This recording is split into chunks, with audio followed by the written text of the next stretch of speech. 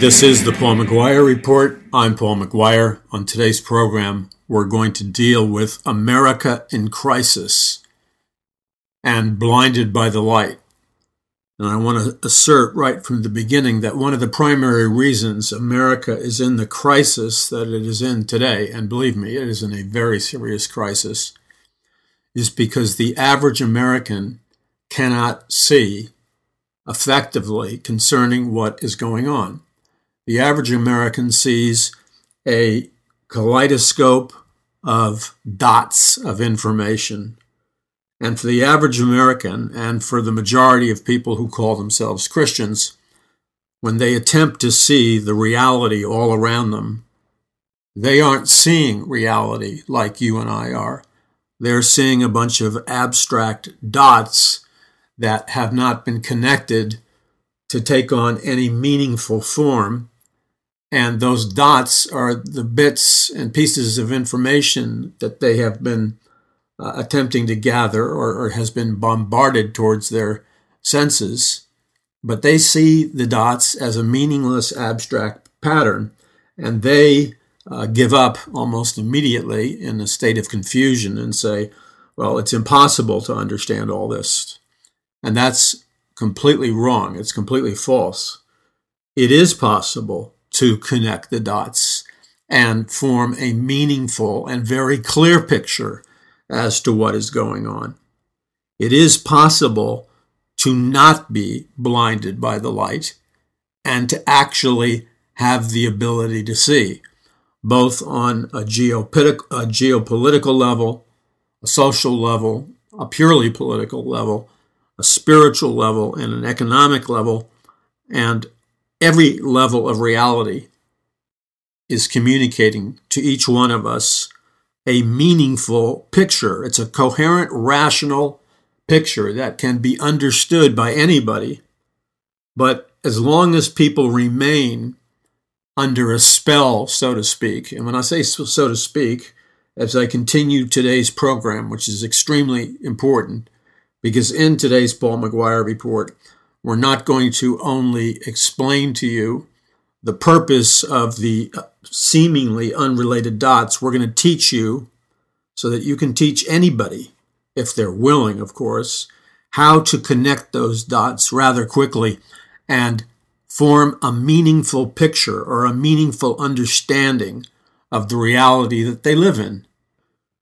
There is no way to have a meaningful picture, a clear reality, or understand the reality that you live in unless you're able to connect these dots coherently. So let me give you an illustration. The average American, or wherever you're listening to me in the world, whether it's Ireland or Australia or wherever, France, Germany, you are barraged with a steady stream of information that consists of videos, television broadcasts, film, radio, the internet, social media, and even a larger spectrum than that. Conversations from friends, all kinds of information in terms of sound and sight, etc., etc. But the end result is that the vast majority of people that you know personally, who are also barraged with all these dots of information, the end result is they have almost no understanding, no comprehension whatsoever regarding what is really going on. So you have to ask yourself the question, all these people who are supposedly tuning into these various news channels, the blank news network or the cable news network or whatever, news networks and talk shows and sources of information on the internet sites, etc., etc. All this bombardment, barrage of so-called news reporting, and never mind the news reporting, because most of the news reporting is not even news reporting. It's just the opinion resonating in your ears and brain to the point of becoming nauseous of the journalist or the celebrity journalist. They're just blabbing on, interpreting everything for you, doing the analysis for you. They're determining what's fake news and not. I mean, that is so outrageous that during the debates with President Trump and Hillary Clinton, I'll never forget this, watching the so-called unbiased and more moderate, so-called moderate news journalists who were selected to moderate the debate between Trump and Clinton. Now, I knew, and you knew in your gut, that a lot of these so-called moderate journalists were phonies, they're frauds, they're fakes. You knew, I knew what they really believe. But we couldn't 100% prove it, but that was our gut instinct. And you're not stupid, and I'm not stupid.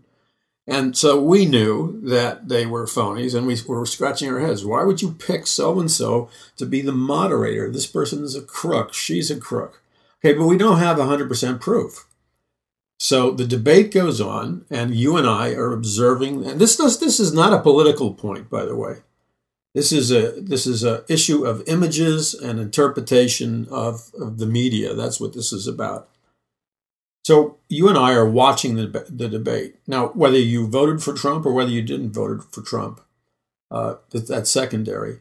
It was obvious from the debates where the so-called Republican Party agreed to certain moderators. And there were some debates where obviously the Democratic Party had the power in selecting the moderators. But in the ones where the Republican Party selected the moderators, I mean, when I saw the moderators come on, one guy in particular, and I can't resist mentioning his name because it upsets me. And you may say, well, why would it upset you? Because you already knew. Well, I already knew too, but I was hoping beyond hope, which is not really smart. Because when you hope beyond hope and you're not putting your hope in God, you're going to be disappointed. So, Wallace, what's his name? Mike Wallace? No. Mike Wallace was the father. I'm having a mental blank. Maybe it's on purpose. Mike Wallace was the father.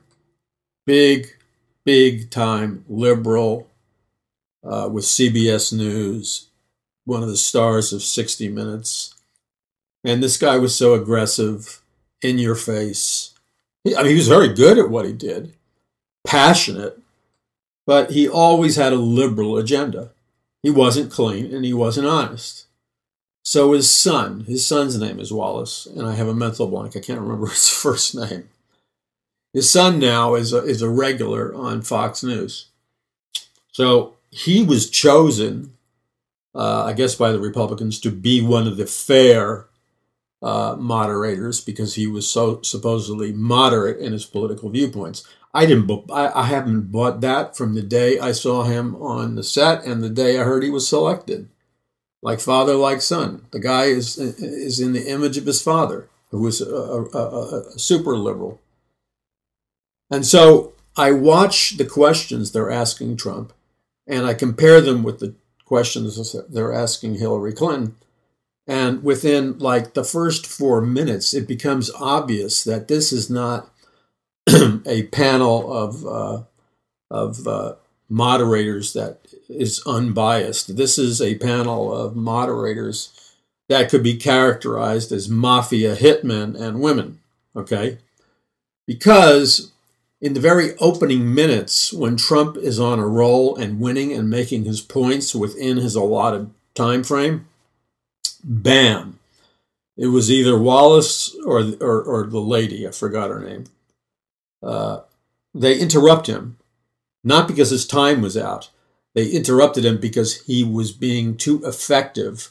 He was hitting home run after home run in his arguments, and they wanted to break that right away because that would have established a winning tone for Trump in this so-called debate that was supposedly fairly moderated. Now, my gut instinct is screaming at me. When my gut instinct screams at me, I listen. And my gut instinct knows what's going on. And my gut instinct knows that the reason, whether it was the woman, I think there was 2 women and 1 man, or Wallace, it'll come to me what the Wallace kid's name is eventually on Fox News. They're all trying to tank Trump. Okay? They're all trying to bring him down. And then as the program, the debate, and they're really trying to bring him down because he's winning. And Hillary's looking very bad, so they're trying to save her. So I see what's going on with the so-called Wallace kid who's supposed to be, the big moderate on Fox News Network. He's not a moderate any more than Geraldo Rivera is a moderate. So they're not being moderators. They're being activists. They're trying to bring Trump down. They're trying to manipulate the debates so that it's either a stalemate or Hillary wins. And they have to run interference for Hillary because she's not at the top of her game. And it may be due to legitimate medical situations, but it's not the purpose ever, whether the other opponent has a legitimate medical condition or not, to rig the debate in the favor of one candidate over another. So I think the Wallace kid, I think it was him who challenged him on fake news or whatever. Okay, so you have the fake news media assigning themselves the role of deciding whether or not something is fake news. That's like, you have to voluntarily choose to live in an insane asylum to allow the media to get away with that. You allow the creators and originators and perpetrators of fake news to to be the judge and the jury who gets to decide what is fake news or not. I mean, come on. And then, man, the python strikes. Very intelligent, very sharp. She knows her stuff. I forgot her name, but she has a very mean look. Okay? It's not a sexist remark. She has a mean look. So she rips into Trump and actually gets into a fight with him. Now, when is the moderator supposed to be getting into a fight with the candidate? And she's taking the side of Hillary. So she's calling Trump's remark fake news, and she proudly boasts that she's an expert in the area, I think, of foreign policy. And so, therefore, because she's the expert in foreign policy, which she may well be, but it's not her place to announce as a moderator to everybody, hey, I'm the expert in foreign policy. Why? Because that is another way of saying, Trump, you need to shut up and listen. You're not the expert in foreign policy. I am. She's introducing herself as a candidate. Okay, and she's belittling one of the other candidates, and so she asks him this question, which was a setup, and then, as I recall it, she accuses him of fake news, or at the very least, she tells, I think she did say fake news. At the very least, she tells him and the audience that his answer is false. He's completely incorrect, which of course detracts from his credibility. Because after all, a, quote, expert has just put him in his place. Well, we see what happens after the debates are over and all the interruptions by all the moderators and all the questions. See, we suspected all along, you and I suspected all along, that the debates were rigged, the questions were rigged, the moderators were biased, they were manipulating the debates so that Hillary would win, and that they had every intention of bringing Trump down, by hook or by crook, mainly by crook. And then it comes out, because of WikiLeaks, after the debates, that these media moderators selected by the networks, agreed upon by the Republican Party, that they were in cahoots. They were in a secret agreement. The moderators, both the conservative moderators, so-called conservative moderators, not all of them, but a healthy percentage, and the liberal moderators and the so-called moderate moderators were in a secret agreement with Hillary Clinton, the DNC, the Democratic Party, to bring down Trump. So they were given the answers, and the questions were exchanged between the Hillary campaign, Hillary, and the so-called unbiased moderators. So this lady with the angry look, who's so full of herself, she gets caught. Her name is specifically named because she sends an email, being the bright woman that she is, she sends an email to all of her media friends boasting how she set up Trump and how she brought him down. See, so she admits that she was rigging the debate. And the other ones were caught, at the very least, making similar bragging statements that talked about bringing Trump down. And a number of them, a disturbing number of them, were caught actually admitting to the fact that they gave the questions in advance to the Hillary campaign and helped her in the middle of the debate. So if you're in a debate and you're getting asked all these questions, right? But the other party has been asked the questions and has had weeks to study the questions, develop answers, make sure they're accurate, etc., etc. Well, you can do the math. Who has the secret advantage? So they were all rigged. Now, not every single question was rigged, but there was a lot of rigging going on.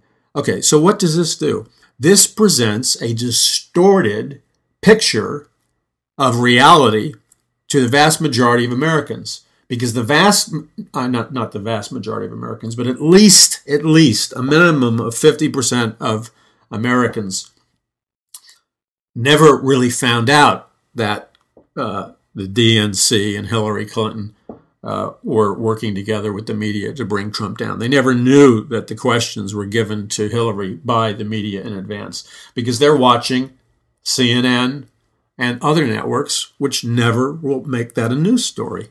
So the dots that they have don't give them the informational content to create an accurate or truthful or meaningful picture of what's going on. Now, that's a kind of a blatant example, but that happens every single day on the news, radio, internet, social media, television news, etc.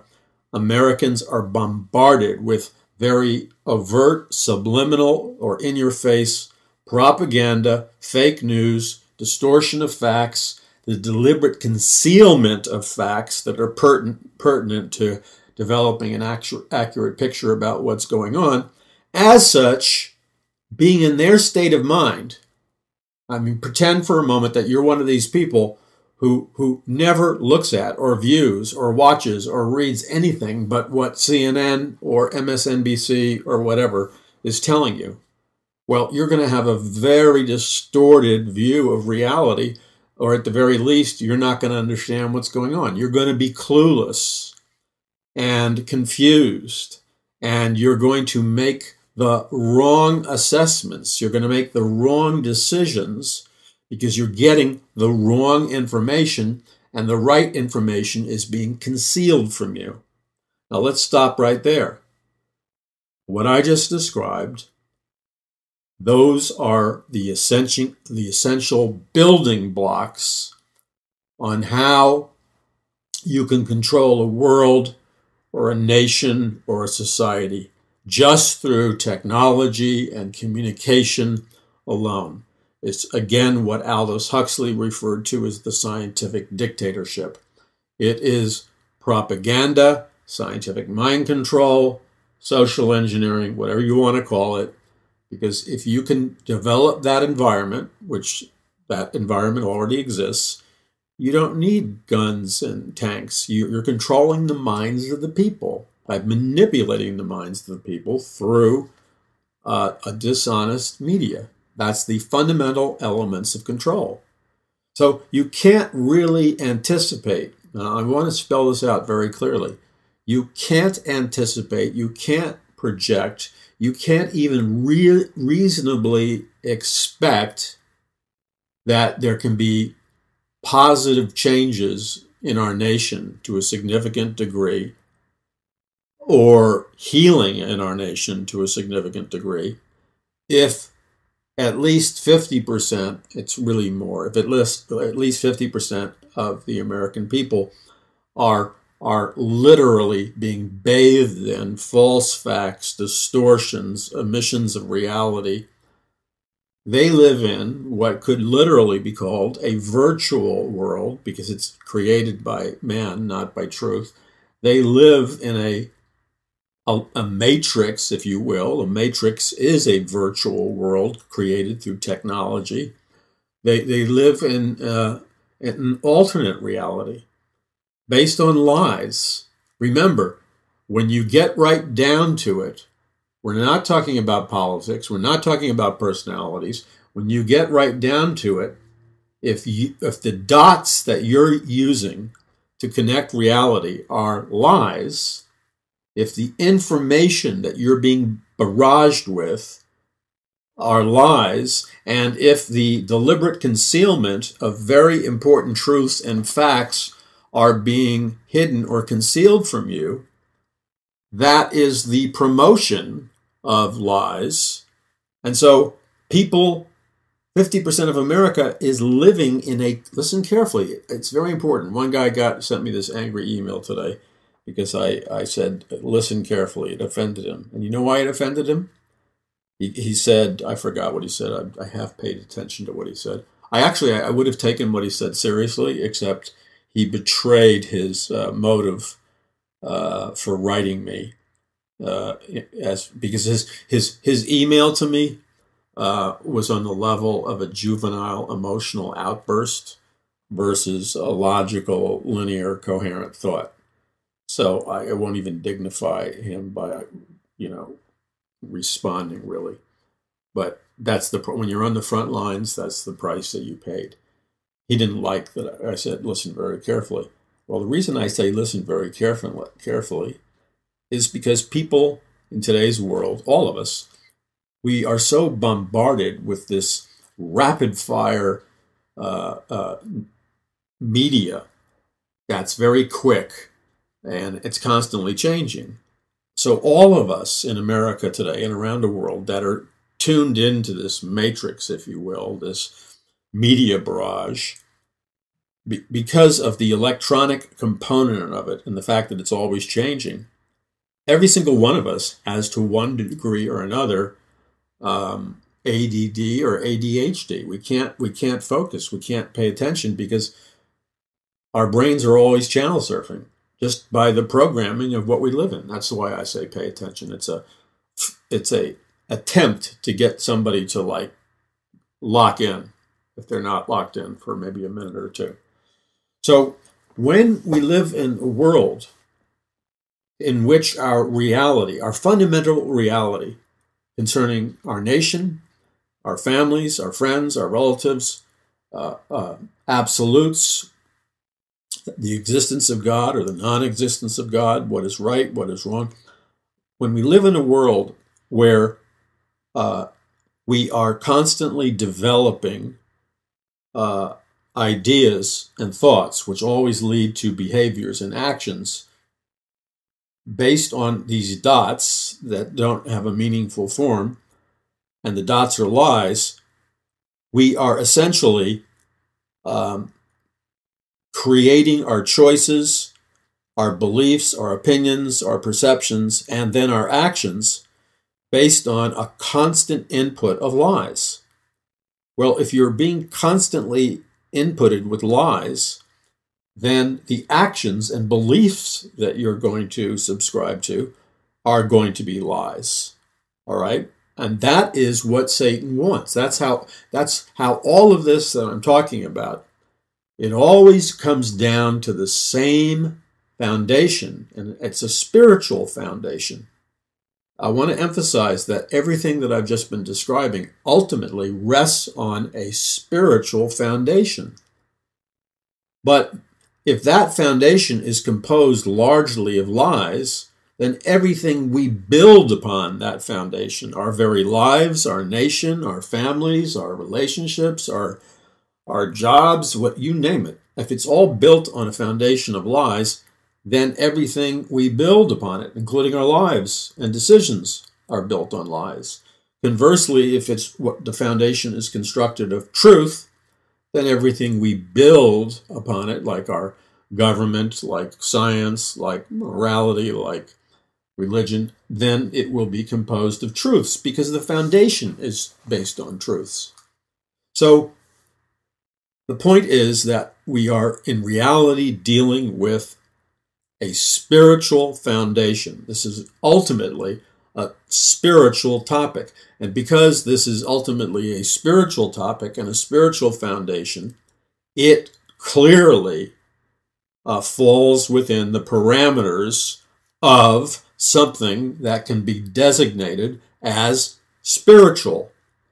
In fact, it has a higher priority than just using the mere word spiritual.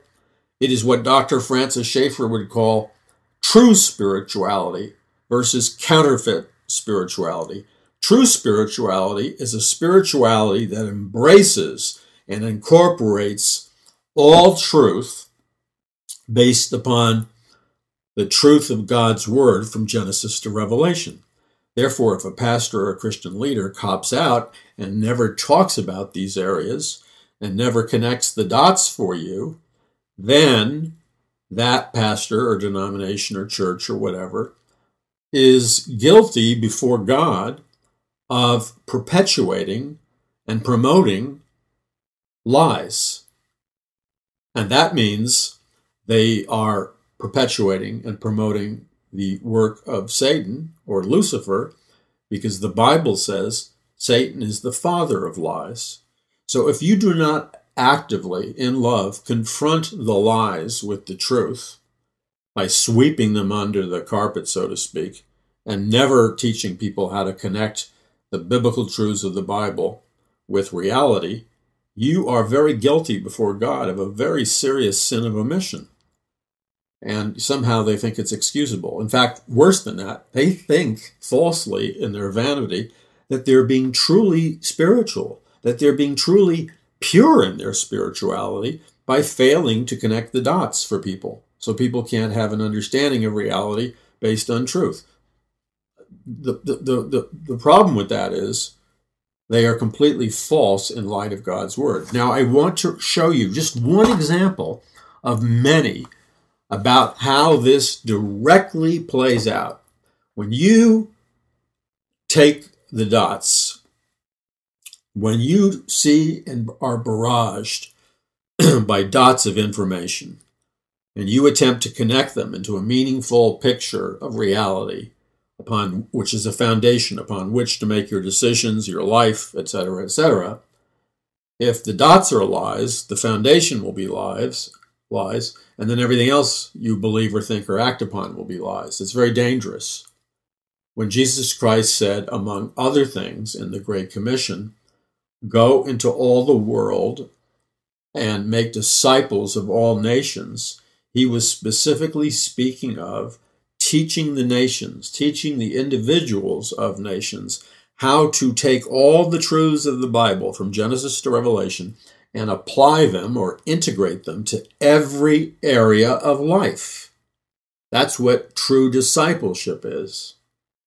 Now, I want to show you just one example of how important it is to connect the dots and why a faithful Bible teacher or minister of the gospel will always teach you the Bible and the truths of the Bible in such a way that will equip you. We constantly hear Christian ministers and ministries saying we're going to spiritually equip you. Well, that's good as long as they know what they're talking about. When we say we're going to teach the Bible or minister to you in a way that will spiritually equip you, that means we're going to teach the Bible to you and the truths of the Bible to you in such a way that you will be able to connect the truth of the Bible to every aspect of reality, okay? Or connect the dots. That is how you truly make a disciple. That is how you truly minister to somebody. If people are going to church several times a week, coming back from church, or tuning into Christian media, but they're dazed and confused and clueless, and if they have no idea how to truly connect the truth of God's word from Genesis to Revelation to all the things that are happening in their own personal world and in the world that we live in together generally, then the Bible teacher or minister has failed in their mission, because it's not applicable. What good is it? What good is truth if you don't know how to apply it? Now, in just a second, we're going to get into just one example about what is the result of what happens when we faithfully communicate the truth in understandable terms, show people how to connect the dots, show people how to discern whether the dots that are all around them are truth or false, and then what are the results? What happens when you attempt to make a coherent picture of reality, your reality, but you're doing it with lies? You don't realize they're lies, but they are lies. What is the result? How is evil promoted? How is the gospel either furthered or inhibited based on that set of scenarios? You're listening to the Paul McGuire Report. I'm Paul McGuire. You can visit right now and go to paulmcguire.us. That's paulmcguire.us. Friday, November 17th, we have a very important Paradise Mountain Church meeting. I have a powerful prophetic message from the Lord that I want to share with you regarding America and what is going to happen and what God expects from you, his people. And there will be a time of powerful intercession to the Lord regarding our nation. Again, all of our meetings are strictly non-political, and there will be a time for ministry. Every single person who comes, if you desire to be prayed for, I make myself available to personally pray for every single person that comes. And if you just want to be by yourself and left alone, that's fine also. But join us. God always moves in these meetings. And I simply ask you to ask God, should you come or not? Because God is calling his people. And if God's calling you, you need to show up. So visit paulmcguire.us. That's paulmcguire.us. The church meeting is free, of course, but you have to register. And you get directions and information by going to paulmcguire.us.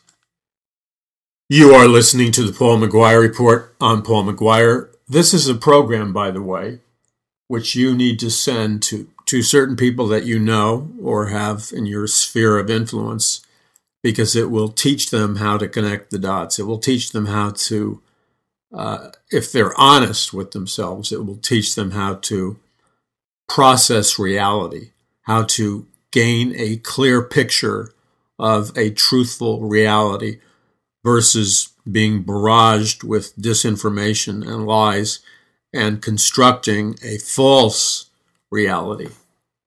Now, to explain what I mean by this, I'm reading from an article in Market Watch where it's a very interesting article. It's entitled, "Millennials, Communism Sounds Pretty Chill." Chill meaning, really good. And this doesn't surprise me, but the article basically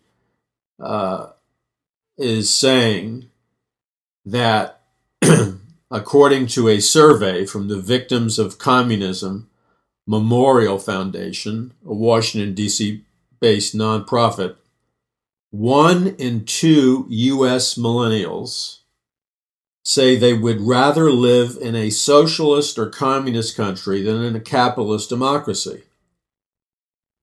What's more, 22% of the millennials have a favorable view of Karl Marx, and a surprising number of the millennials see the communist dictator Joseph Stalin and the North Korean communist dictator Kim Jong-un as heroes. That's pretty startling in and of itself. So let's look at the chart. I'm going to read from the chart that they depicted.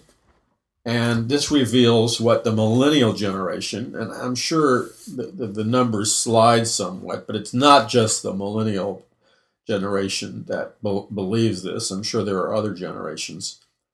But they now, according to the article, the millennials make up the largest generation in America. And millennials are increasingly turning away from capitalism and embracing socialism and communism as a belief system that they want to see happen in America and the world. That should terrify you, by the way.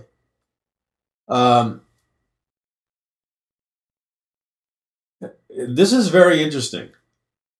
The survey was conducted by the research and data firm YouGov, and it found that millennials are at least no,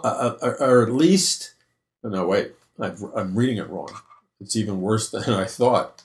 According to the data firm YouGov, they determined that millennials are the least knowledgeable generation on the subject, with 71% failing to identify the proper definition of communism.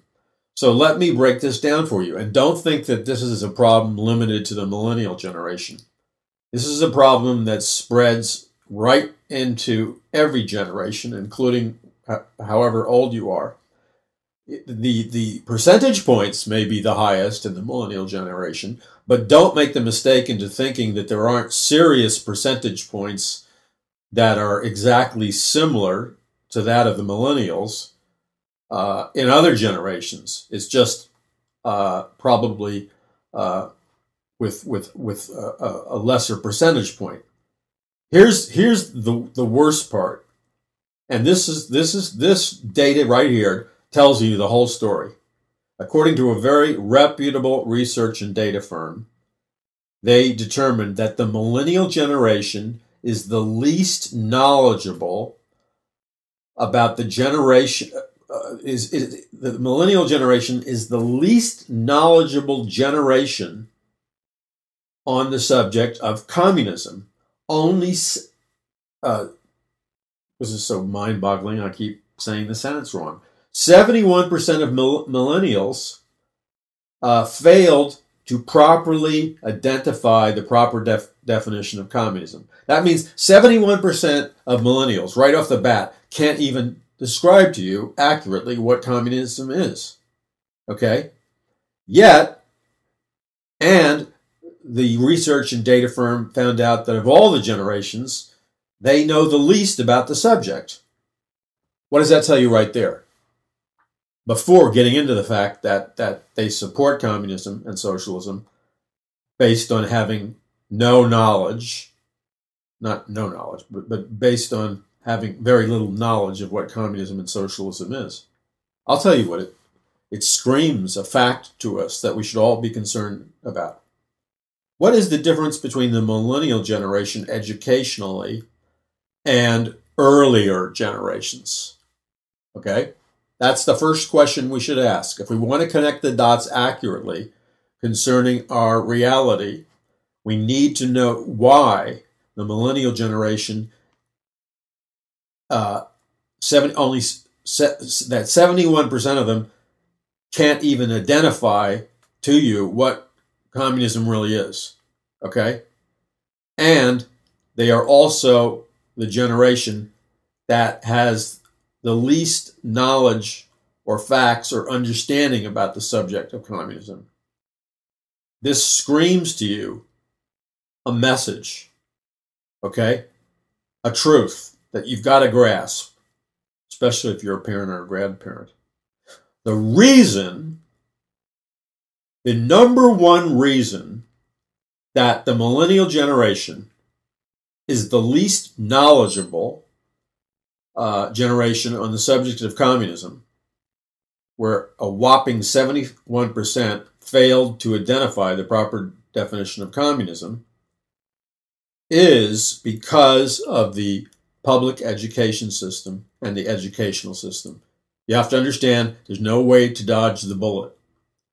The educational system in America today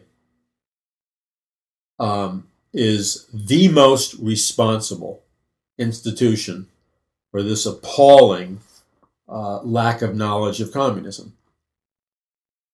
And should that surprise you? No, it shouldn't surprise you, because I've been telling you for years and quoting the actual quotes from the people who head up our educational system, who head up the global educational curriculum, and the dumbness and ignorance of the millennial generation and other generations didn't happen by accident. It was planned, okay? It was planned from the very beginning.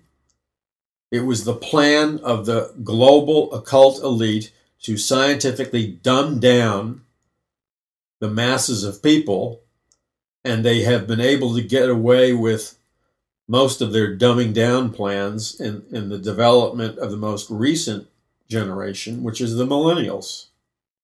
So the educational system is primarily the reason why the millennials overwhelmingly can't explain communism to you, and it is also the reason why the vast majority of millennials want to see communism or socialism take over America and other parts of the world. How could it be possible?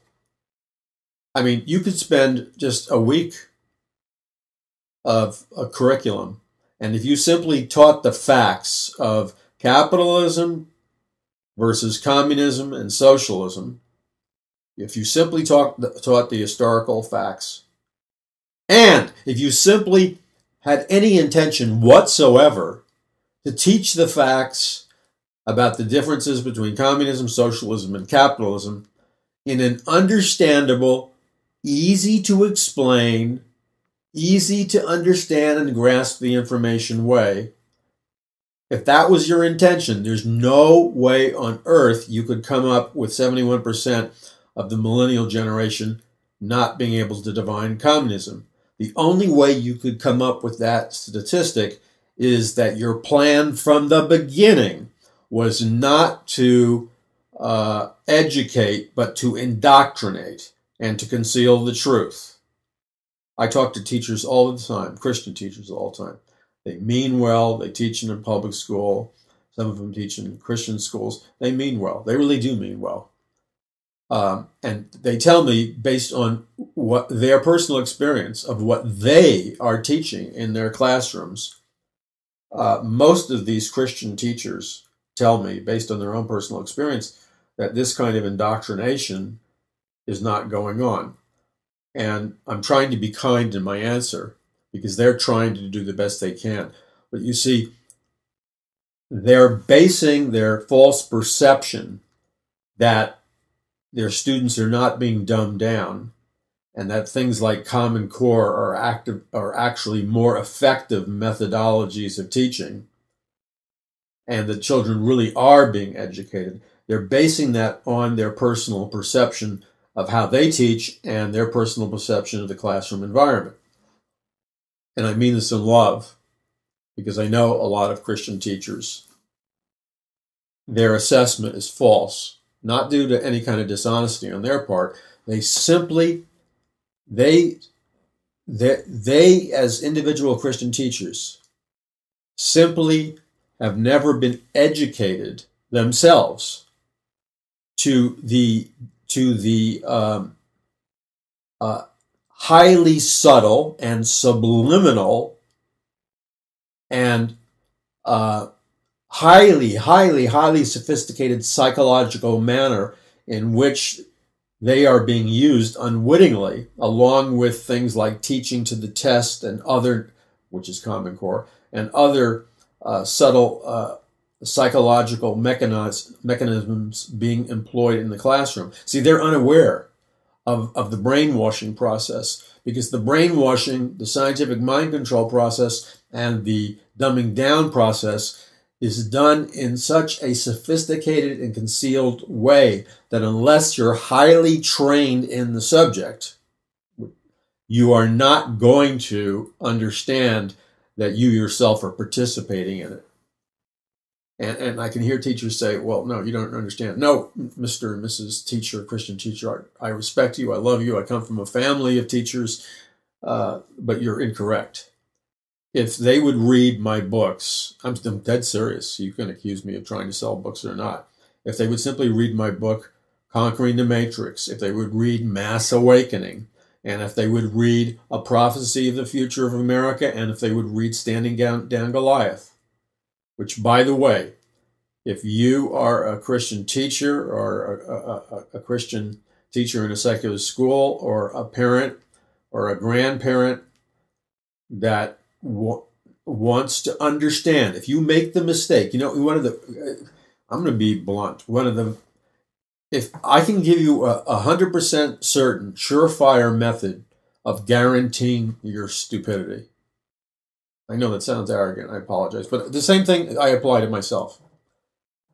If you want a 100% guaranteed, certifiable strategy for guaranteeing that somebody remains stupid in the dark and ignorant, then all you have to do, and I think you won't be insulted after you hear me say what I'm going to say, all you have to do is to falsely believe that you understand something when in fact you don't.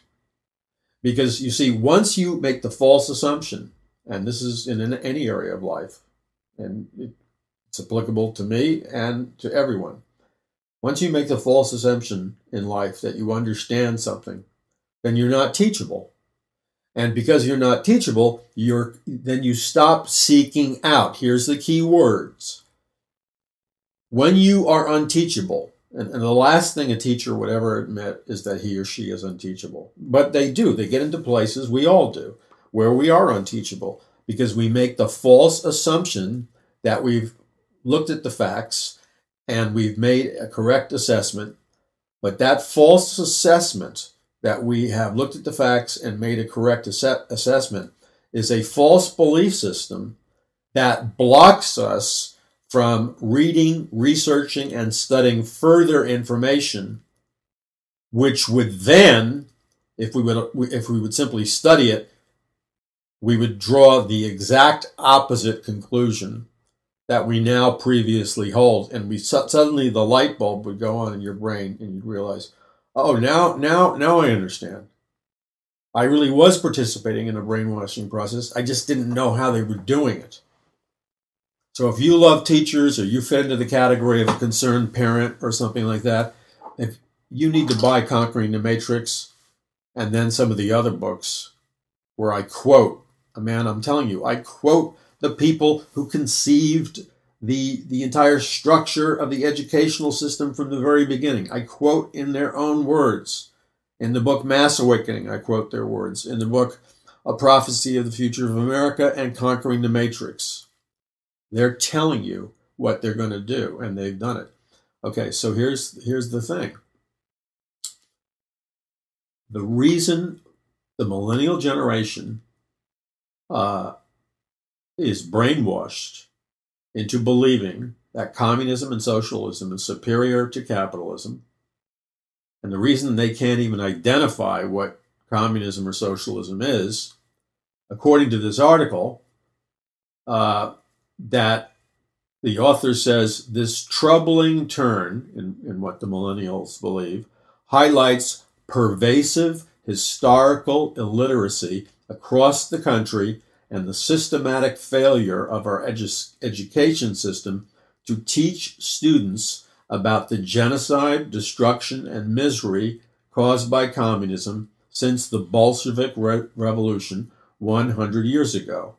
That's what the author of this article says, why the millennials are embracing communism without understanding. But I would add to what the author is saying, and it's in my books, this was the plan all along. This was the intention all along, to scientifically dumb down the population. Aldous Huxley said repeatedly, in order for a truly effective scientific dictatorship to control the masses, you've got to dumb them down. You've got to program them with false information. So the two primary ways this happens is through the educational system and through the internet, social media, and other forms of media. It's not just the educational system. I would say that's the vast majority of the reason. But remember, the millennials and maybe another generation, they're the first generation in history that literally has been immersed in the internet and social media. Now, the reason teachers and others don't think that the brainwashing and programming and the dumbing down is going on is they don't understand the process. I'll just give you one example out of 50. When at the top of the pyramid, in terms of the educational social engineers, people like Julian Huxley, who ran UNESCO, the brother of Aldous Huxley, for the United Nations. And UNESCO is the department of the United Nations that created 40 years ago what they called a Common Core world curriculum, where they used the power of the UN to control the educational curriculum for schools and teachers in every nation on planet Earth, including the United States. And by the way, 40 years ago, they called it Common Core. They wanted to program, according to Julian Huxley's own words and others, they literally said, this is a quote, "The purpose of education is not to educate, it is to indoctrinate." And they literally, and I have quotes of what they said, they wanted to program many generations of students into believing in the concept of a world communist government or a one world socialist government. So let's continue. This article says other findings include the belief held by 53% of millennials that the America's economic system works against them, which is the same percentage in the earlier study. Meanwhile, 66% of Generation Z, ages 16 to 20, says the system works for them. Now, this is very interesting. In a very, very short period of time, just a couple of years, the millennial generation, 53% believe that the American economic system works against them. And then Generation Z, which is ages 16 to 20, 66% believe the American system works for them. So there's more than a 10% difference between two generations. Now, for the sake of intellectual integrity, I don't think you can simply blame the school system for this, because in the time period we're talking about, there have been significant economic changes in America. And so the millennials collectively are terrified, because when they entered the job market, and it has still not yet been fixed, there were not the same availability of good paying jobs there were in previous generations. They couldn't get hired largely to get good paying jobs or get good paying careers. They could get hired part-time. They could get hired, minimum wage or a little bit above. So you can understand them having this belief. That impact had not yet happened to Generation Z.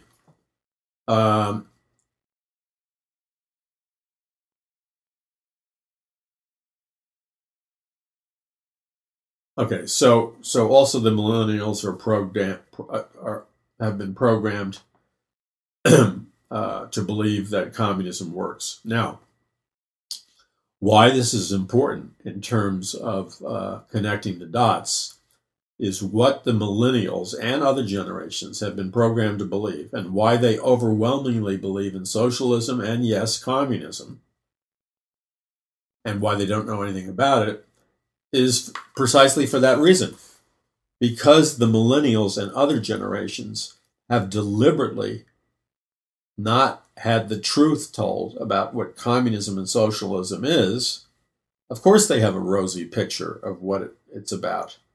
And that explains why that the overwhelming majority of millennials would like to see a communist or a socialist system take over America or other nations.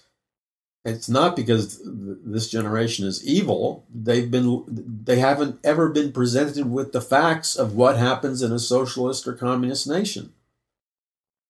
Okay, and since they never got the facts, they were deliberately programmed by the educational system to be pro-Marxist, to be pro-communist, to be pro-socialist, because they were told by the teachers themselves, without the teachers realizing it, through reading curriculum and through other mechanisms, that communism and socialism is the way to go, and capitalism is horrible. That's what they've been programmed to believe. That's what happens when you barrage people's minds with these dots of false information, and then you attempt them to connect the dots of false information. But not only are you bombarding them with the false information and the lies and the dots, you have earlier scientifically dumbed down their minds without them realizing it, so that they cannot look at the big picture neurologically or connect the dots neurologically. So it's a multifold process. I explain all this in Conquering the Matrix. Let's just go back to one basic primary truth regarding modern education and the scientific mind control of societies. I explain it in an easy to understand manner in Conquering the Matrix and in Mass Awakening and in A Prophecy of the Future of America. They deliberately, by their own admission, scientists, social engineers, neurological scientists primarily, deliberately shaped our modern educational system and media with the specific intention of shrinking the right hemispheric brain and destroying or inhibiting the right hemisphere's brain, its ability to perform its intended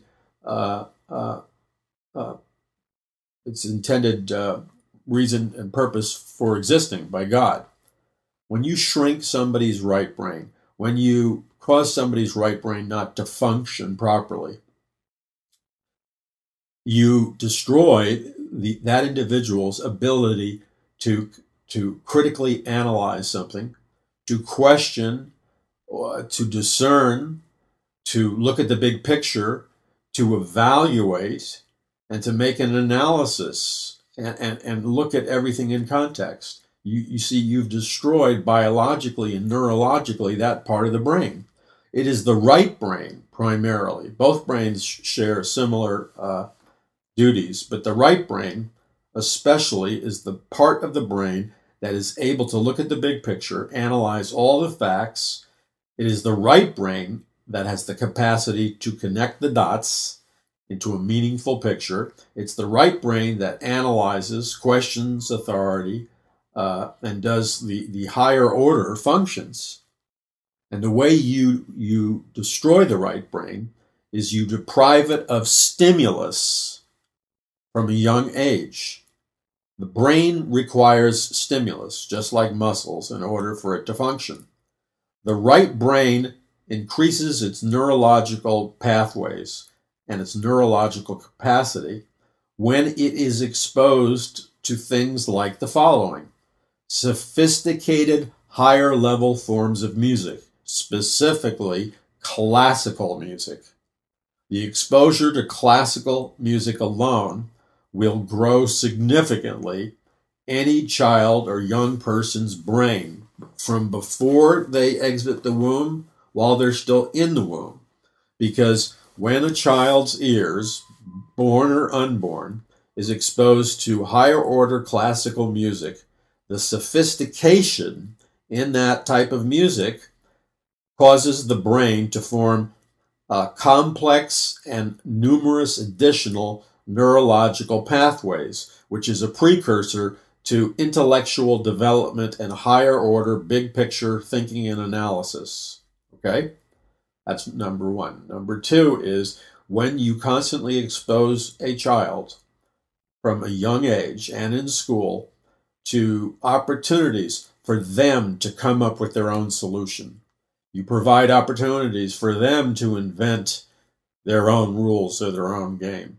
You provide enormous opportunities for them to create, like school plays, like theater, like plays in the classroom, participating in a musical orchestra where you have to play an instrument, but it's classical, higher level music. It has to be. When you encourage students to write poetry, to read great literature, including Shakespeare or whatever, and not just dumb books for dumb kids, okay?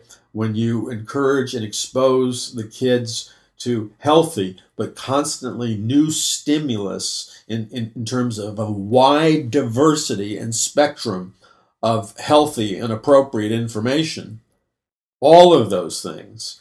Plus, when you encourage kids not to just check boxes on a test, but encouraging children from a young age to write their own questions in the form of essays, constant essay writing, verbal presentations, all expands neurologically the right brain. This is the brain that questions, analyzes the big picture, connects the dots. Geniuses have huge right brains. I'll be really blunt. You want me to cut to the short? Idiots have small idiots have small right brains. Geniuses have large right brains. Idiots' brains are largely centered around thinking with their left brain. Geniuses largely think with the right brain. Is that simple enough? Okay. Now, that's just part of the thing. I haven't mentioned nutrition.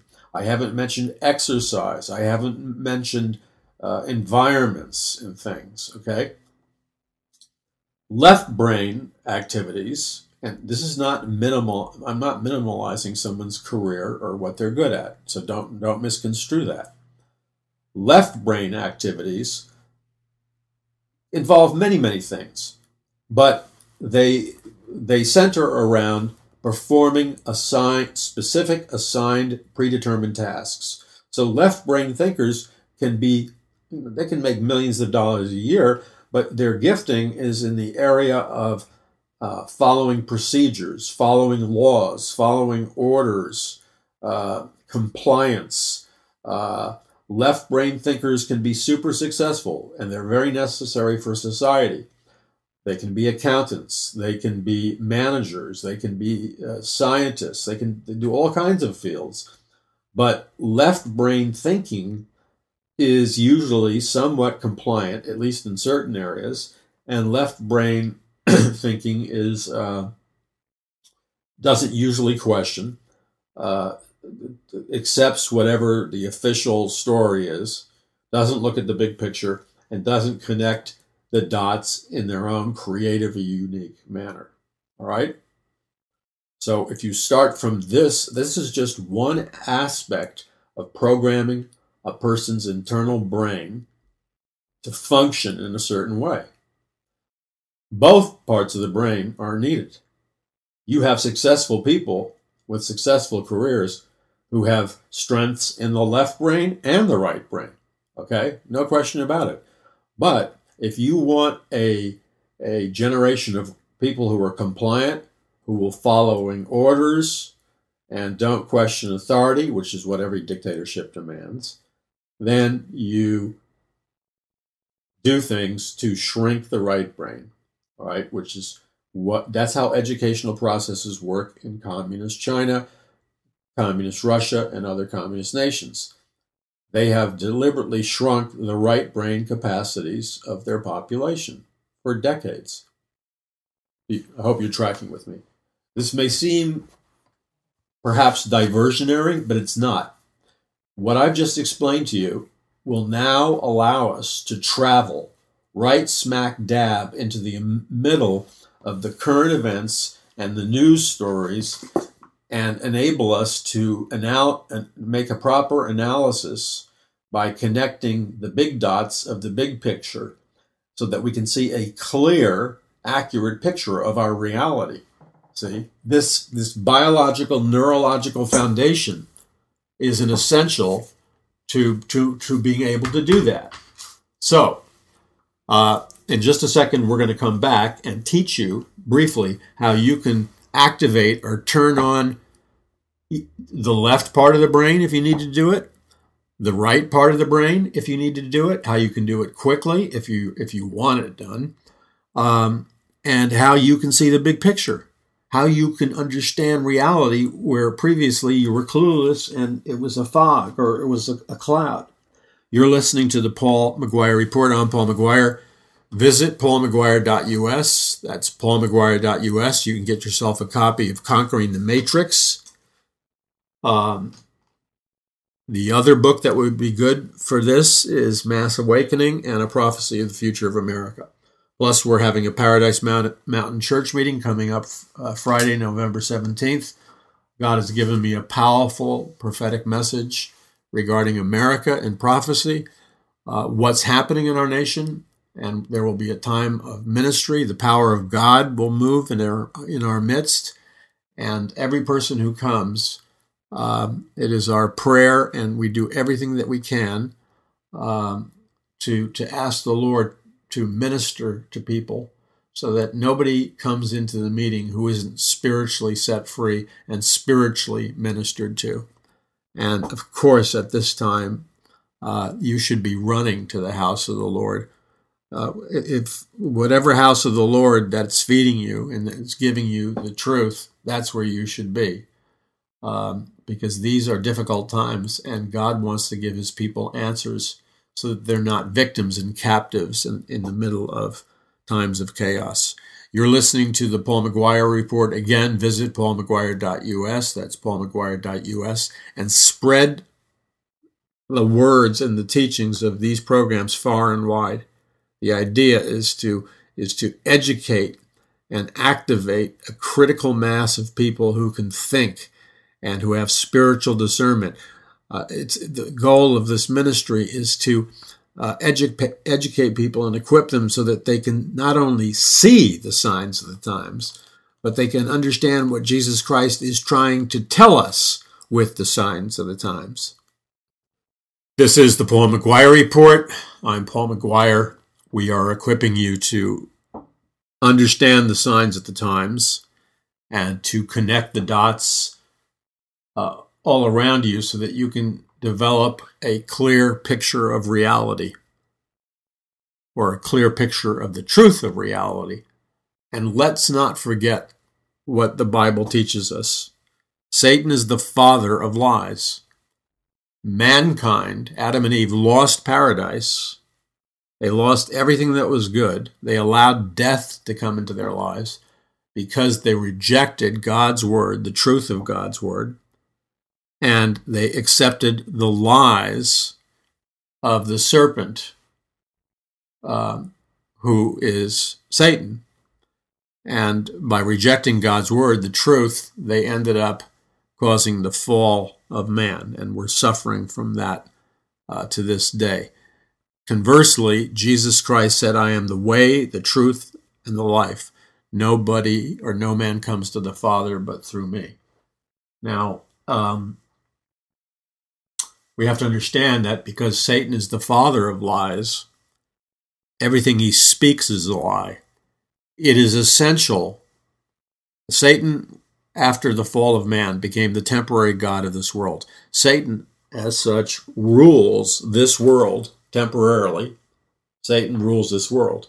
The present world system is a Luciferian or a satanic-run system based on the teachings of Mystery Babylon, which are lies and occult secrets and access to the supernatural powers of hell and the demonic.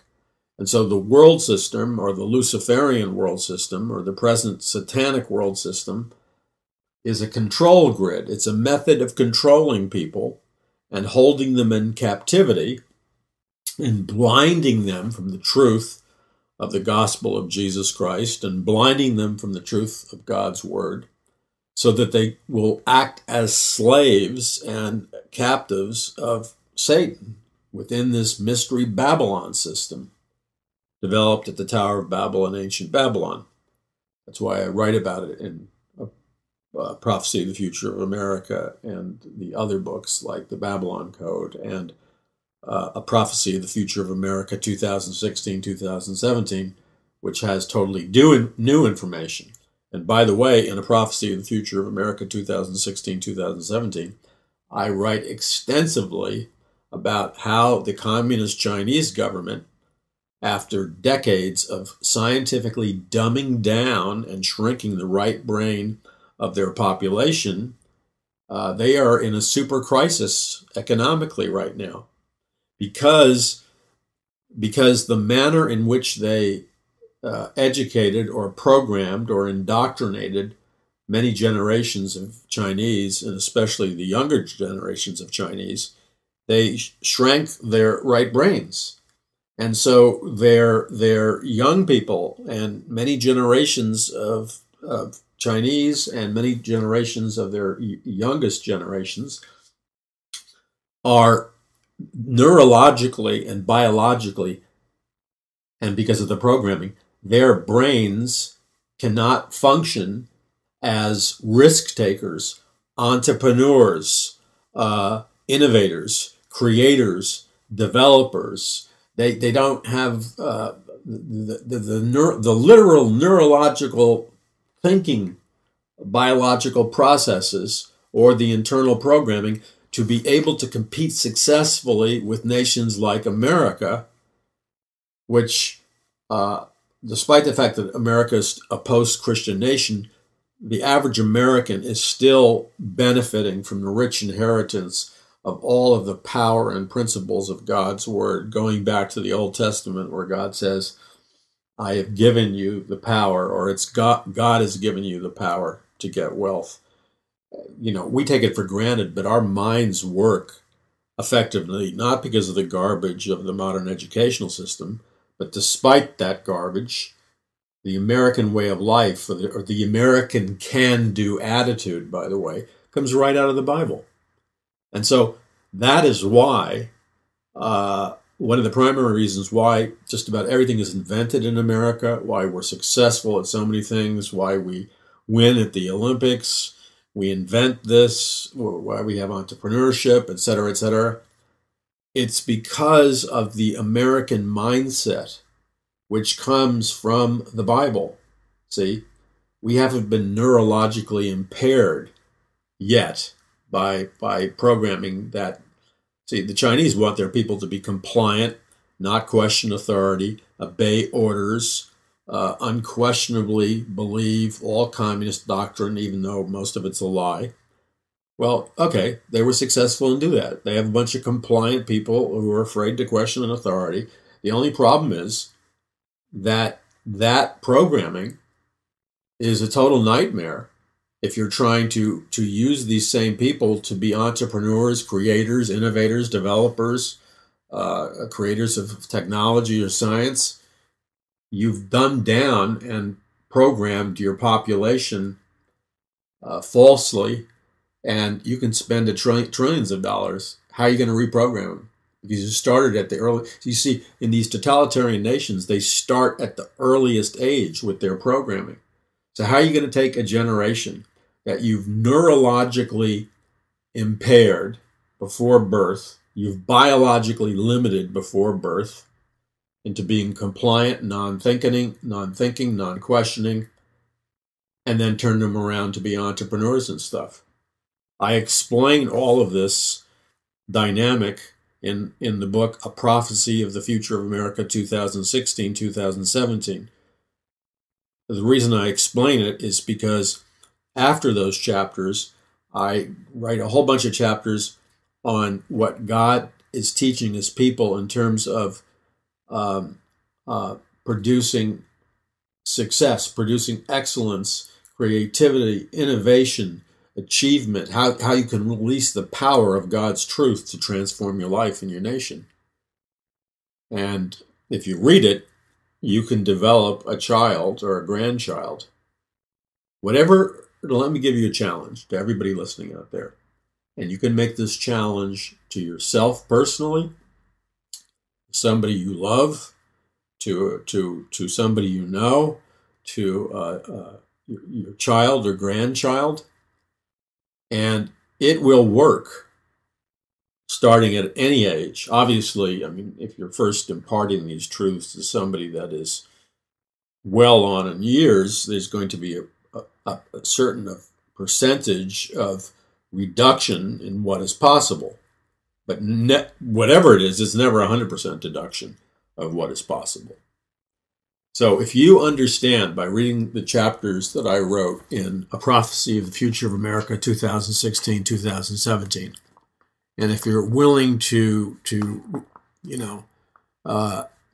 understand Conquering the Matrix book, and in A Prophecy of the Future of America, 2016-2017, I give an analysis and documentation of this Chinese programming. That's a disaster for them.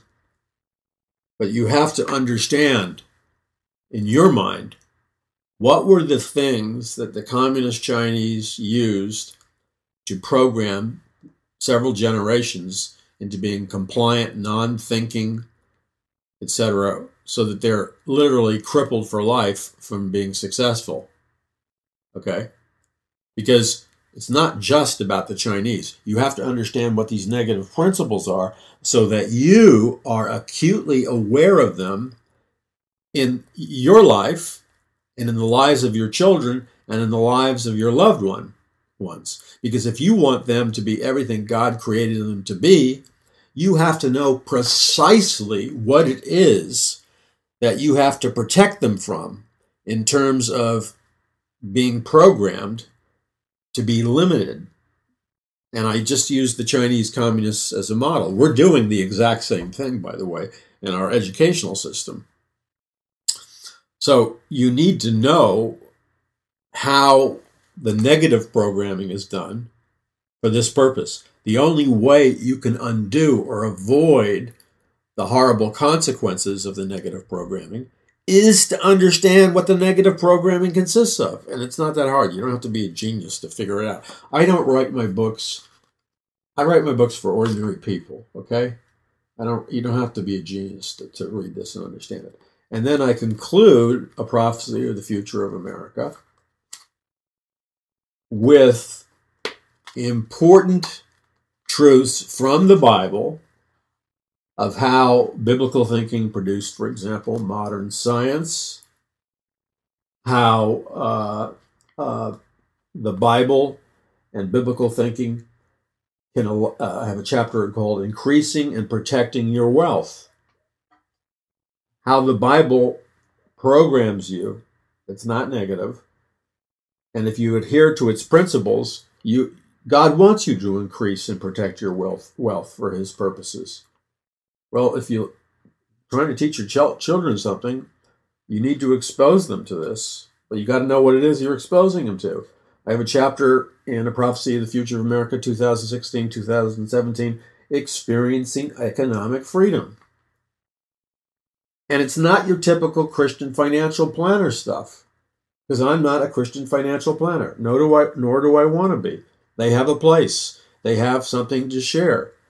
I'm sharing something on a higher level that, unless you understand, you're not gonna be able to achieve victory.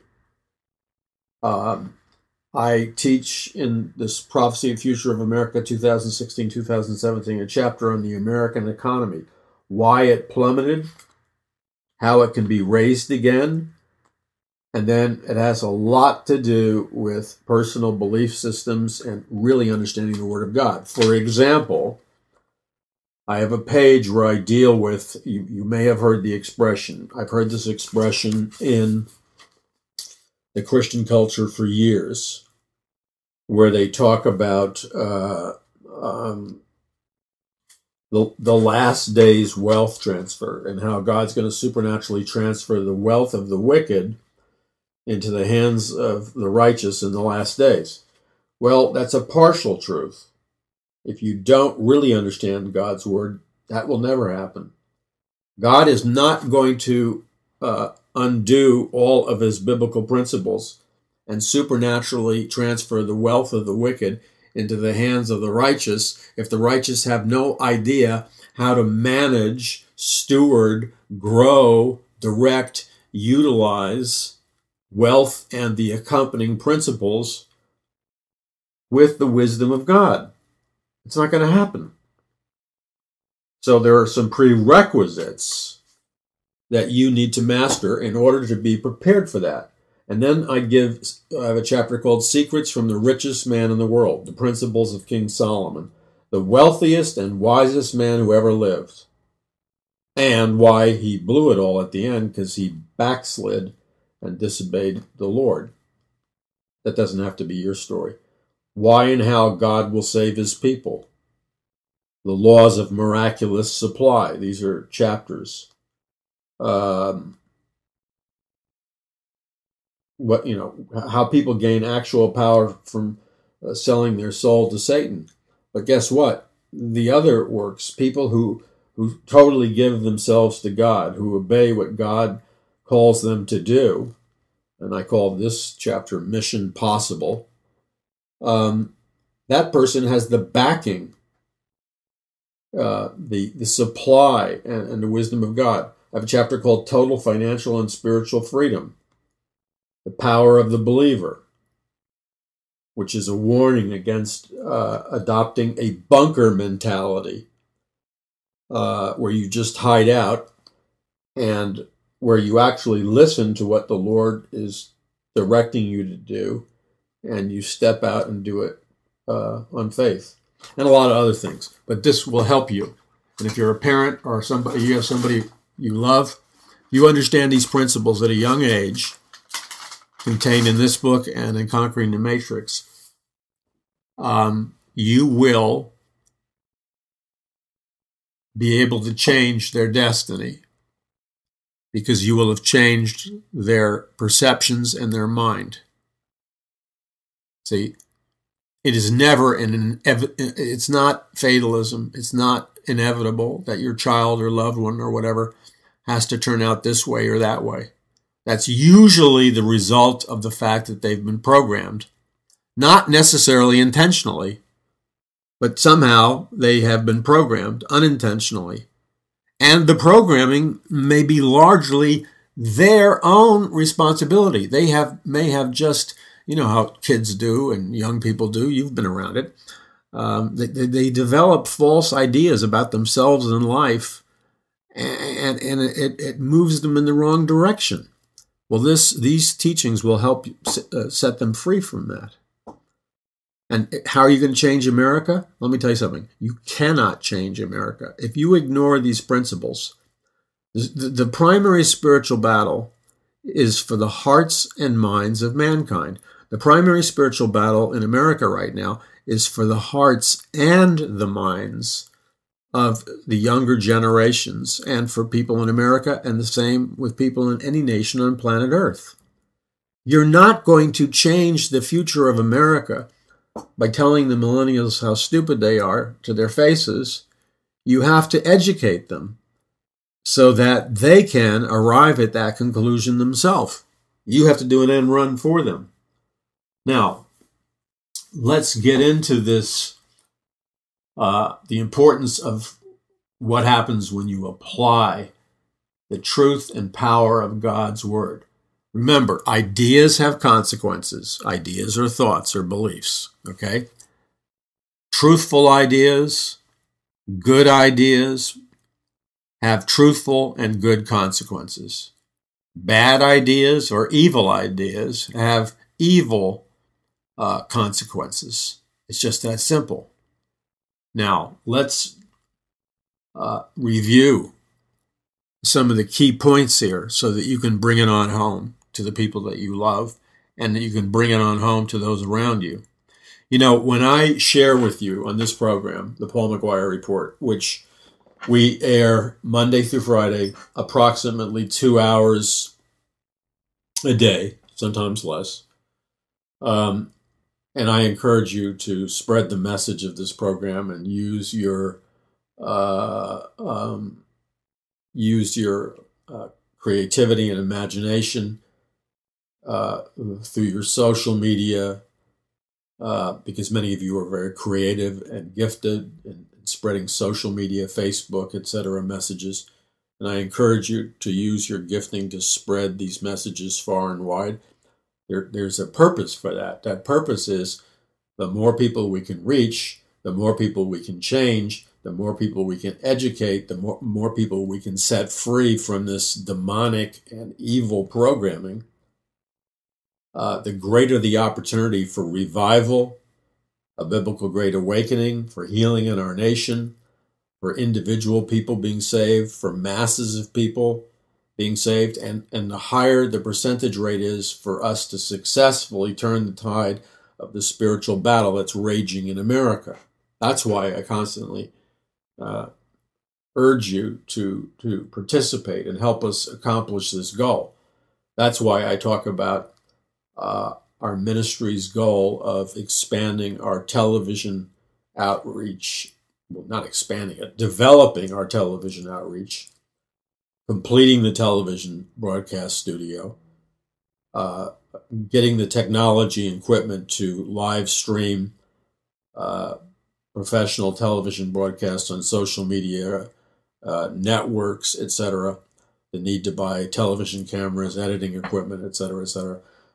The reason I talk about that constantly is because it's simply a mathematical principle. You and I both know that the majority of people in America and the world today are visual. They don't even read. So the minute we go visual professionally with all the presentations and material we put out, we're going to exponentially reach multiplied millions and millions of more people, like instantly. And so to be a good steward of what God has given us, we have to go into television and use video and social media and broadcasting and launch the television studio and all the other things I've been talking about. We have to do it because when we do it, we will be a faithful servant. We will multiply what the Lord has given us. And so that's why I'm always talking to you about going before the Lord or becoming a prayer warrior for me, our family, this ministry, and, like a heavy-duty spiritual prayer warrior. And that's why I always exhort people to go before the Lord with no preconceived idea and ask God, how you can help this ministry accomplish that goal and what you can do to help financially in terms of financial donations and contributions or gifts, and to seek the Lord for a dollar amount.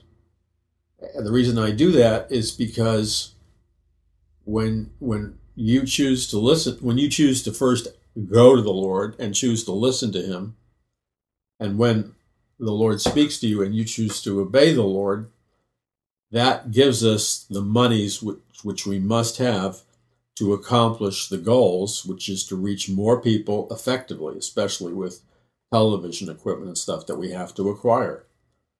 And that's the goal, see, because what we're really doing, we're deprogramming people. We're taking them out of a hypnotic state. We're breaking literally this spell of sorcery and mind control and all kinds of stuff that most people don't even know that these things are real or exist. I mean, how can you defeat what I just described if you don't know it exists or you think it's like, Harry Potter time? You can't. How can you break a spirit of mind control that has its origins in Satanism? How can you deprogram somebody when they've been programmed with techniques like various forms of mind control that have their roots in the occult?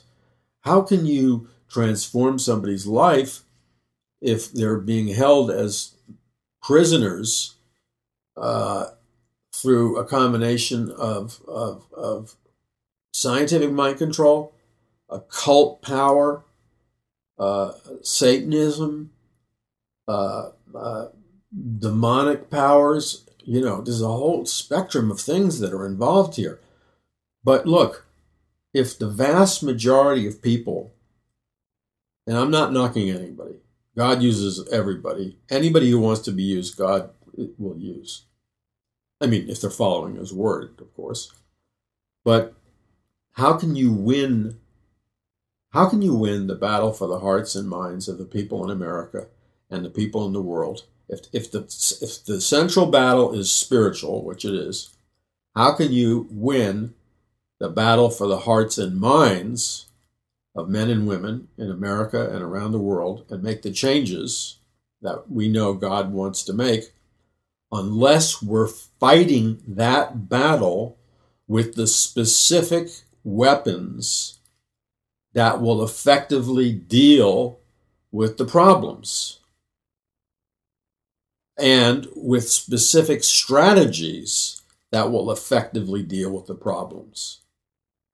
And by that I mean, if you have no awareness of the reality of scientific mind control, which is a large subject, if you have no understanding of the techniques of persuasion, propaganda, social engineering, if you don't know how people have been neurologically crippled and shut down through brain development, which is not irreversible, by the way, if you do not understand properly that there is a direct connection and interface between spiritual warfare, the power of demonic activity, Satanism, occult rituals, occult power, occult teachings, and their direct relationship and usage by so-called scientific mind control, if you're just going out there and preaching the gospel and relying on the Holy Spirit, that sounds good,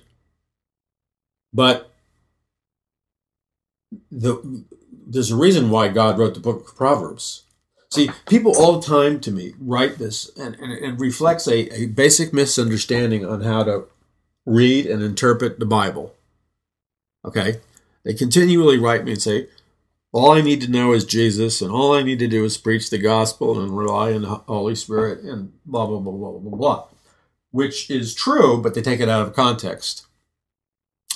And the fact that they take it out of context means they're not rightly dividing the Word of God. And therefore, they can't obey God and use all of God's resources. When God says in the book of Proverbs over and over and over again, seek wisdom. Wisdom is more precious than gold. Cry out for wisdom. Seek her in the streets. On and on and on. God is talking about the fact that his wisdom is not only available in his word, primarily, as he states, but God is also saying that people who are studying and meditating in the word of God and seeking God for wisdom through prayer and asking God for wisdom, God is then telling us in the book of Proverbs and other places is that wisdom is constantly calling to us in the marketplace, in business, in certain areas of society. God is repeatedly saying wisdom is crying out. It's calling to us in the marketplace of ideas, etc. So when people write me or say, well, I'm only interested in Christ crucified and, the Bible or whatever, and nothing but the Bible, and, preaching the gospel of salvation and nothing more, and relying on the Holy Spirit and nothing more. Hey, look, that all sounds very, very spiritual, up until the point you actually begin to read the Bible itself, and then you discover pretty amazingly that God himself, that you are misinterpreting what God said because you didn't bother to study the Bible. Because if you read the Bible, like in Proverbs, he's talking about the fact that the person who's seeking him for wisdom, the person who is crying out to God and reading the Bible, God is saying that he has made wisdom available through a large variety of places, like the marketplace, like the towns and the villages and the streets. He doesn't mean it in the streets. He's not talking about where they deal drugs or in a house of prostitution. He's talking about he will speak, he will communicate to you through all these things. So, you have to properly interpret the Word of God. Therefore, God I'll give you another example. The Apostle Paul specifically states in the book of Ephesians, again, one of my favorite passages of Scripture. Let's just put in the back of our minds how to effectively communicate, how to effectively win people to Jesus Christ, how to effectively make disciples or change people's lives, how to win the spiritual battle for America or any other nation. Let's just put that in the back of our minds, and then let's just recite what the Apostle Paul is teaching us. He says, "For our fight is not against flesh and blood, but against principalities, against powers of the dark unseen forces of wickedness in heavenly places." The Apostle Paul is telling us that the battle in the areas like communication, winning the lost, etc., the spiritual battle for our nation or individual lives, the Apostle Paul is telling us that this battle is really about not what it appears to be about. That deep behind all of this, we're really fighting a spiritual battle. We're really fighting against principalities and powers, high-ranking demonic powers, demons, and an organized, invisible hierarchy of demonic power, that we're confronting them. And the only way we can have victory is to understand that this is what we're dealing with, and that then we have to use the correct or proper or right kind of spiritual weapons. For the weapons of our warfare are mighty through God to the pulling down of strongholds. So in order to win the battle that I'm talking about, we have to have specific understanding of the fact that Satan is the father of lies, and he gives demonic strategies to his higher level people to utilize the power of lies, the power of Satan, the power of the occult, and interweave it into scientific mind control, education, and other things. That's the battle we're dealing with. So we'll be effective to the degree that we are properly trained and properly equipped. Now, anybody in the military knows what I'm talking about. If you have been in the military or served in the military, you know the importance of discipline, drills, and being trained. A trained, disciplined soldier is worth probably, 25 regular soldiers? Because he is trained or she is trained. They've studied strategies. They're prepared, etc., etc. So the way we win this battle is the same way. So how do we turn the spiritual battle around in America and the world? This is how we do it. Number one is we have to properly understand that approximately 50% of Americans, this is not a political percentage point, but about 50% of Americans, probably 60% of Americans, that includes those that call themselves evangelical born-again Christians and those that don't call themselves evangelical Christians. That at least 60% of Americans are in a state of spiritual deception. They believe lies. They're believing the lies of Satan in one area or multiple areas.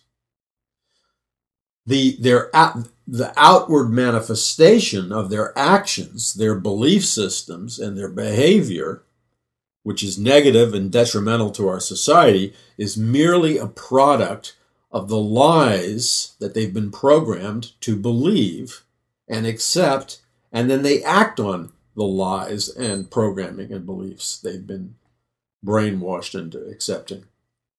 So based on that, what is the most effective and powerful and efficient way to undo that?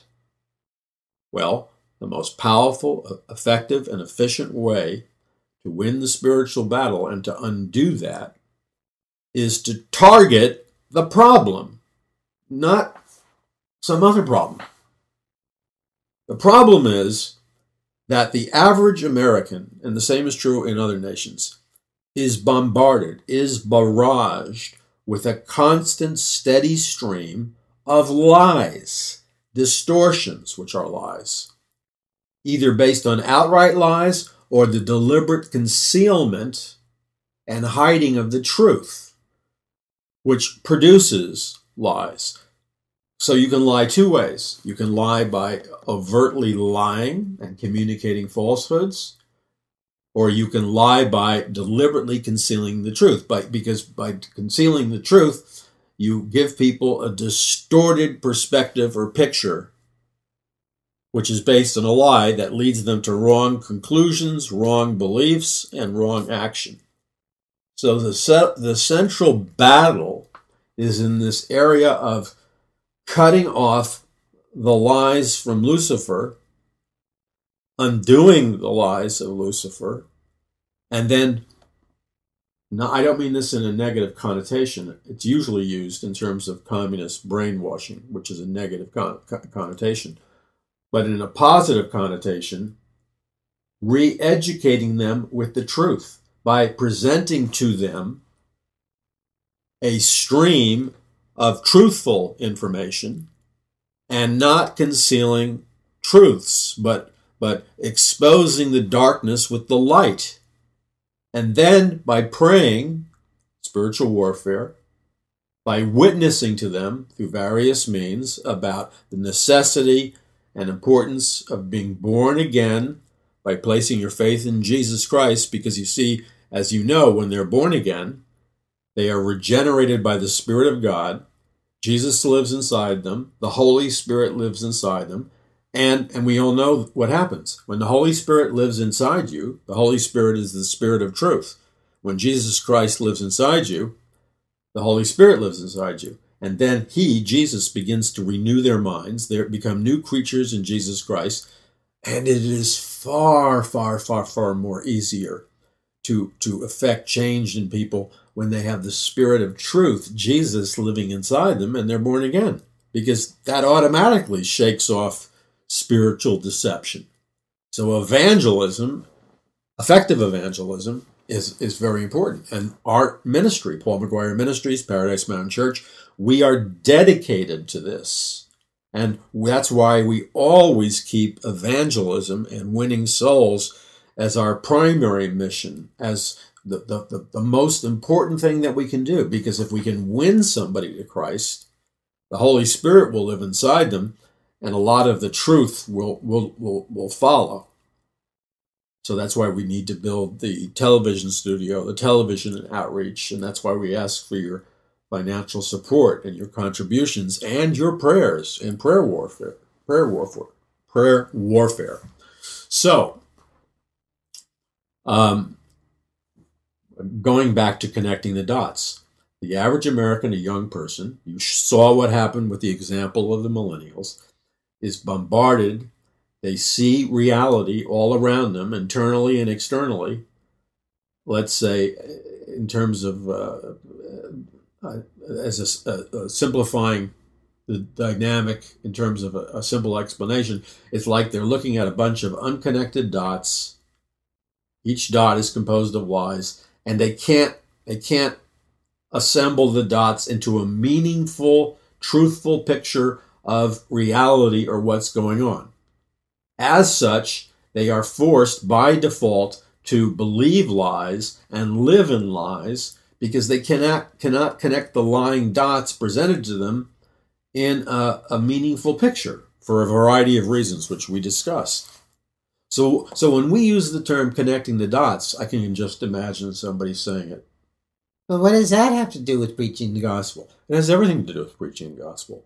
Because connecting the dots is simply a verbal metaphor for taking all the information that's being fired at you, which in reality are lies, and you're attempting as an individual to make sense out of it, to get a clear and truthful picture of reality so that you can make decisions, appraisals, analysis, choices, beliefs based on that. So connecting the dots is essential, part of discipleship and evangelism, by the way. So you're not going to get that from a secular media, the mainstream media, which is controlled by just 6 globalist corporations. They're not going to tell you the truth. They have a hidden agenda. You're not going to get the truth from the educational system. Sorry to break it to you. They have a hidden agenda. You can get the truth from people who are committed to communicating the truth of God's word. So, in order to set people free, because they can't do it themselves.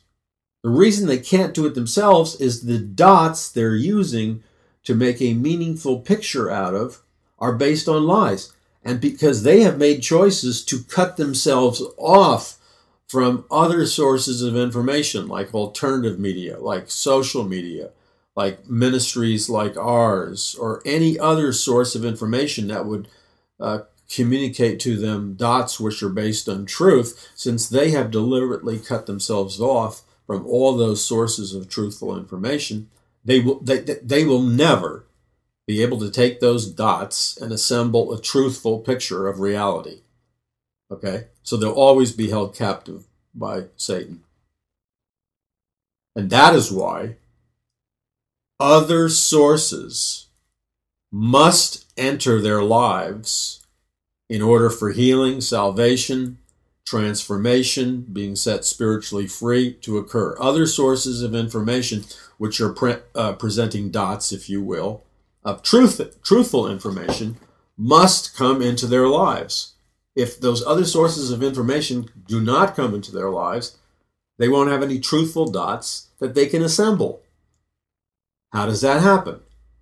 Well, it happens when one way or another, somehow, truthful sources of information are able to successfully penetrate the barriers that are erected and come into their lives with information in the form and truth in the form of video, the spoken word, radio, social media, Facebook, YouTube, Twitter, websites, blog sites, articles, creative social media enhancements, etc., charts, pictures, whatever, that somehow they're able to come in their life and give them the dots of truth, which can be used for them to get a true picture of reality or of any situation. And that's why I am constantly appealing to you. This is what the purpose of our ministry is. You see, because we can't make the changes. We can't save the souls. We can't win the spiritual battle unless we are financially empowered by people like you who are willing to finance the mission of bringing them sources of information with dots that are true and connecting the dots for them so that they can see the truth regarding themselves, the truth regarding reality, and ultimately be saved. Do you see how important it is to use? I'm constantly talking about we need to raise money for enhanced social media, for the television broadcast studio, for the videos we want to produce, for live streaming this radio program, for live streaming from the church presentations, etc. I'm constantly talking about that because all that simply means is using all the technology available to do an end run around the barricades they've erected and present to them truthful sources of information where we connect the dots for them based on truth. And that way the Lord can move and save them and deliver them and change them. And that way we win the spiritual battle. That's why I will continually appeal that you go to the Lord and ask Him to tell you what you can do personally to win this spiritual battle, and ask God to specifically direct you. And I believe that He will direct you financially in terms of how much you are to give or make a contribution or donate, and what He requires from you in terms of being a personal spiritual warrior that will pray for myself, my family, and this ministry so that we can accomplish these goals. And the prayers that the blessing of God and the power of God is upon what we do, and the anointing of God. So, connecting the dots is all important. It's all important. It's completely important. This is why Jesus Christ said, "You shall know the truth, and the truth shall set you free." There is power in truth, enormous power. All kinds of truth has power because all truth is from God. So, for example, economic truth brings power and freedom. Economic lies bring slavery and captivity. The case in point is what the millennials have been programmed to believe about communism. If they are to act on what they have been programmed to believe, they will vote in a communist dictatorship, which will bring slavery, death, and a living hell in their lives and everybody else's lives. That's how important it is not to deprive them from dots of truth. You see the evil that can quickly happen when people don't have the truth? I mean, it happens quickly. Why did Nazi Germany become Nazi Germany? Because the German people believed a lie from Adolf Hitler and the Nazis, an occult lie, by the way. So the goal is to connect the dots. Now, if you take all the information that is bombarding us on purpose, I want you to understand that as you understand the processes behind scientific mind control, which I explain in Conquering the Matrix and Mass Awakening, what appears to just be random news cycles is a specific intentional strategy. I'll give you a case in point. One of the major strategies behind scientific mind control is to keep, when it's targeted towards a general population, and I have documented quotes about this in the book, it's to keep the mass population in a constant state of fear, anxiety, apprehension, and uncertainty. You see, if you keep people in that constant state of mind, of uncertainty, apprehension, and anxiety, that makes them very easy to manipulate and hypnotize and control. So that's why the media is constantly communicating the negative. There's a strategy deeper than just getting ratings. The other principle is repetition. The principle of manufactured crisis. Notice, look at the big picture in America or anywhere else in the world. If you look at the big picture of our media, what is happening from a big picture analysis? This can only happen if you decide to use your right brain or develop your right brain. What's happening is, it's like we are constantly seeing eruptions, for lack of better words. Eruptions and disruptions in the news cycle, constantly, of cataclysmic, catastrophic, horrifying, terrifying events. That is the norm. That is intentional. So if it's not hurricanes ripping apart Texas and Florida, it's a guy in Vegas with, firing 12,000 rounds of ammunition, killing a whole bunch of people in a mass slaughter. And if it's not that, it's some other maniac shooting people up in New York City or someplace in Colorado at a school, and it just never ends. It never ends. Okay, so there are other things that are constantly happening. You're in a constant state of deliberate, emotional, intellectual, spiritual confusion. Let me be specific. Your mind is being bombarded regarding sexuality. That's just one thing. But it's all about confusion. The real issue is not sexuality. The real issue is to keep you in a state of deep confusion regarding your deepest held belief systems. So through the mass media, we are constantly being exposed to imagery of transgender people, men becoming women, women becoming men, and the story of their lives, etc., etc.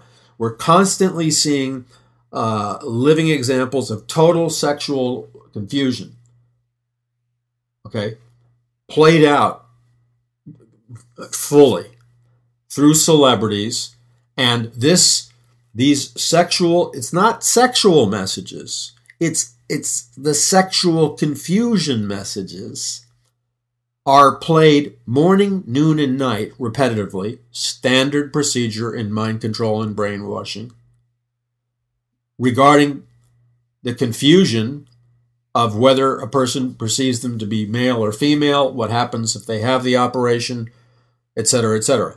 This has become, in terms of media emphasis, this becomes an obsessive theme with the media. Why?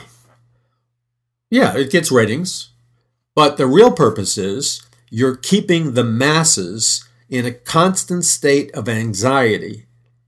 I'm talking about the secular masses, the non-religious masses.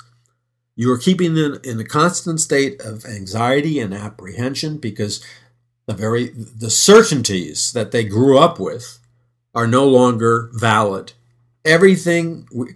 Deliberately, we've been moved into a collective consciousness, a matrix, if you will, where all certainties are now questionable. The game plan is to subliminally suggest into your subconscious that nothing which you believed in the past or believe in the present may not be radically subjected to total change in the near future. The subliminal or subconscious messages: be careful. Don't lock your mind in to anything that would be considered a certainty or an absolute, because there's a high likely it will completely go topsy-turvy. It will change. This produces incredible states of anxiety and apprehension, insomnia, and everything else. So what you have is the basic principle of mind-controlled operation, merged with the basic principle in geopolitical transformation from secret societies and occult groups whose motto is order out of chaos, or new world order out of chaos. You create a state of chaos, geopolitical, sexual, financial, whatever it is, or manufactured crisis, for the purpose of establishing a new order or a new equilibrium, which will bring about the New World Order. We've just begun to delve into this. Visit paulmcguire.us. That's paulmcguire.us. Spread the message far and wide, and do more than that for yourselves. Knowledge is power. Understand, really understand the deeper dynamics I'm trying to share with you. Read Conquering the Matrix and Mass Awakening and A Prophecy of the Future of America. Read them, understand it, be ahead of the game. And then you become a person that is powerful because you become a person that has knowledge and wisdom. God bless you. I'm Paul McGuire. Spread this far and wide, and remember, the light has always conquered the darkness. The darkness has never conquered the light. God bless you. I'm Paul McGuire.